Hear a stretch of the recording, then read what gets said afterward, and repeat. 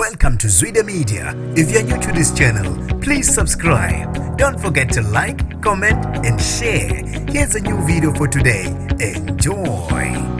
Ukalelwe ngamasongo kaSigonyela unina wengane neminyaka emibili esedibenge odayise ingane yakhe ngoba elaya uyise. Nginibingelele ngiphinde nginamukele izindabeni zezwide media. Igama lami ngusibonga konke wakandandi Mothanda, ungangibiza intatheli ka YouTube. Kubikwa ukuthi ezemkhalelo wesifazane ongadalanga igama nesibongo wasedibenge odayise ingane yakhe kubalisa bangaziwe ngoba ethu ulaya uyise. Lo wesifazane kubeka ukuthi ube lokhu ekhale njalo esilile emaphoyiseni ethu lahlelwe ingane. Iphoyisa lamtshela ukuthi liyambopha nangempela ugcine evumile ukuthi ubeqamba amanga ubezama ukulaya ubaba wengane njengoba benezinkinga naye. Uyise wengane wase Everton wenqabile ukuphawula ngalesigameko. Kubikwa ukuthi kuvele kwagasela abalisa bangaziwa maqede babamba unina wengane ngenkani babe sebemphoqa yona lengane engadalulanga igama nesibongo eneminyaka emibili. Emva kwalokho umama wengane ubesezenzisa ekhala ezibhuqabhuqa emaphoyiseni ethi ulahlekelwe ingane. Amaphoyisa ambophile wagcina ehlanze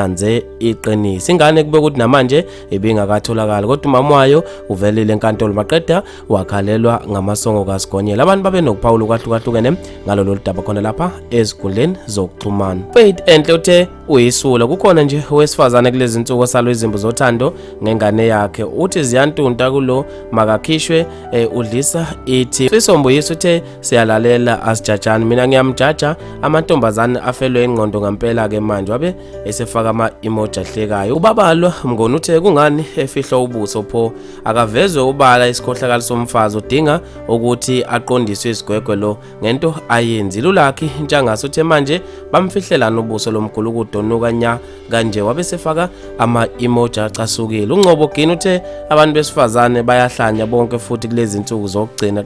Uqala Mzizi uthe Jehova sebawode sicela ukuzibuzela nje singamadoda sasingekho isilwane esingaba ngcono kunabantu besifazane.